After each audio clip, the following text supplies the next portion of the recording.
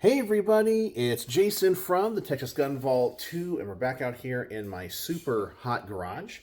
And I want to first thank you all for all the comments we got in yesterday's video regarding the weird gun fads of the past. And you guys really had me going down memory lane because many of the things you guys talked about were things that I remembered. So that was a lot of fun, and it seems like you guys are sometimes bothered by the same things that I am.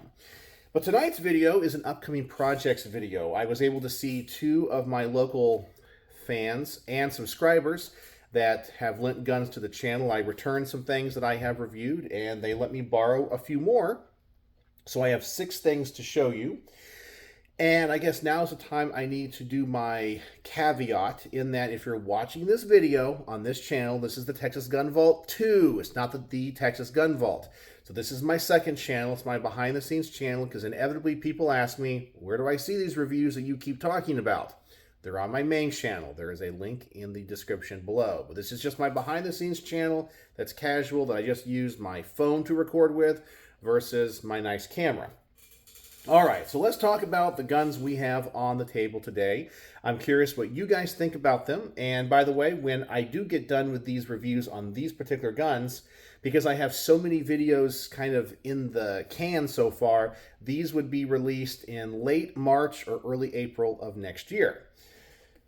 So the first one we have is an Atlas Gunworks, so obviously another 2011 pistol. And the model on this one is the EOS. It's a commander-sized 2011. Take a look at those cocking serrations and that grip texture. That looks really good. The one thing about this gun, just looking at it, that I don't like is the same complaint I had with the Nighthawk Custom I recently reviewed, and that I'm not a big fan when the rail goes all the way out to the end and there's no like scallops here. I kind of prefer the traditional 1911 look. This gun does have porting on the barrel, so it doesn't have a compensator out front. It's actually compensated on the barrel, which I do like. I'm not really a big fan of having those, things stick out on the end of the barrel.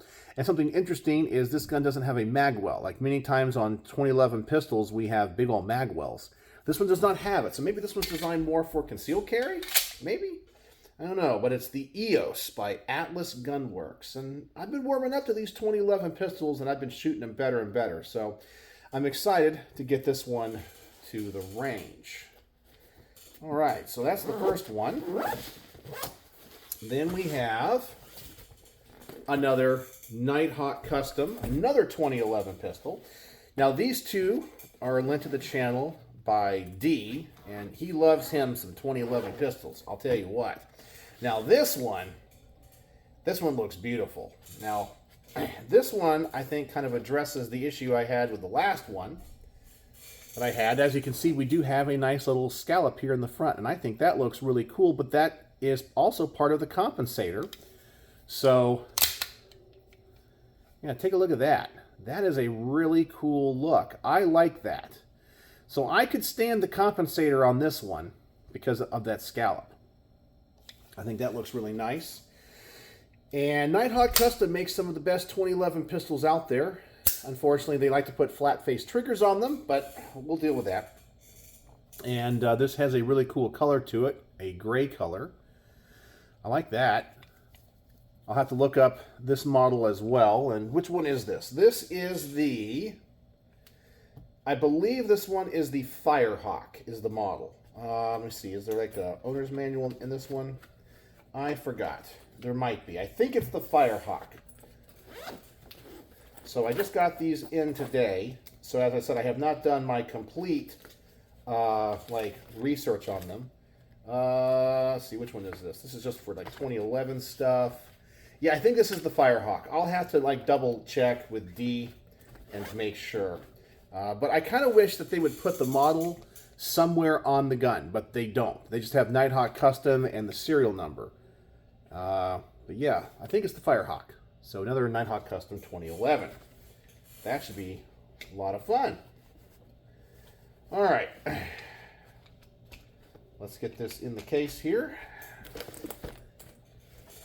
close it back up, and then let's take a look at two pistols that were lent to the channel by Jack, the original Jack, and then we'll talk about, I guess technically two pistols, but they're more rifles that D let me borrow. All right, so we got two SIGs now, and the first SIG we're going to be taking a look at is a model that I was unfamiliar with. I mean, I guess I'm familiar with the base model, but not this particular variation.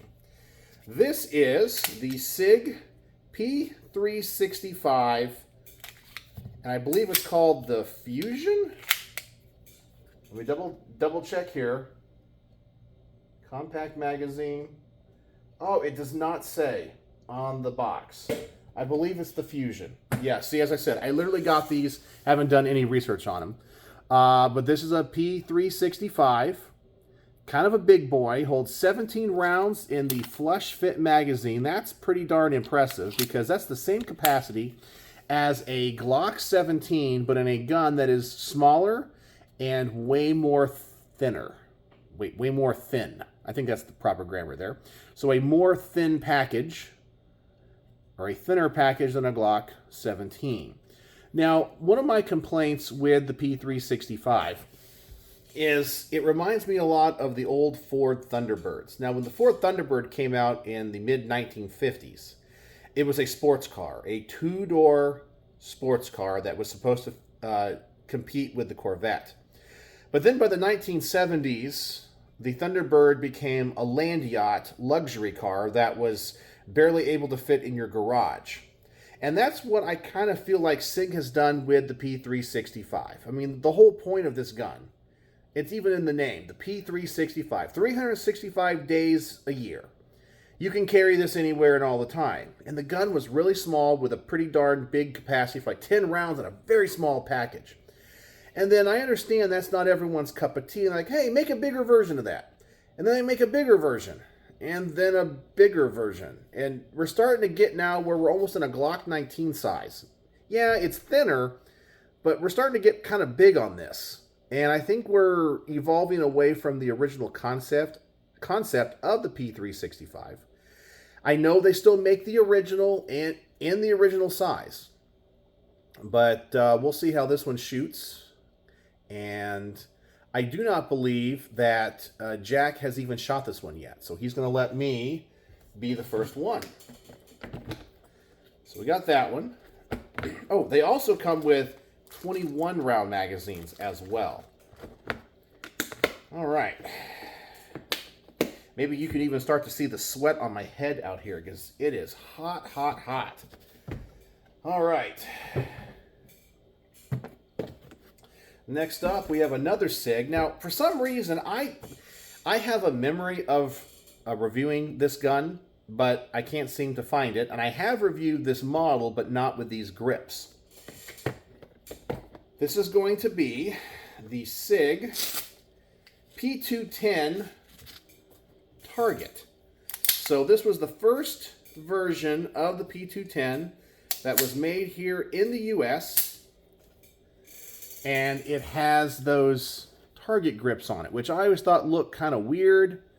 They're pretty comfortable, but they are pretty darn big. Now, I have reviewed one of these with more typical grips on it, like a G10 grip, but never the ones with the target grips.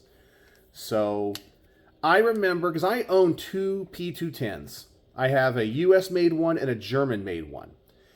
And I've only shot the US-made one. And it's a standard model with the more standard grips.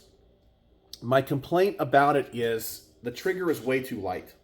I know that these were based off of the military ones from the Swiss Army, and they're considered to be some of the best built military pistols of all time. One of the most accurate.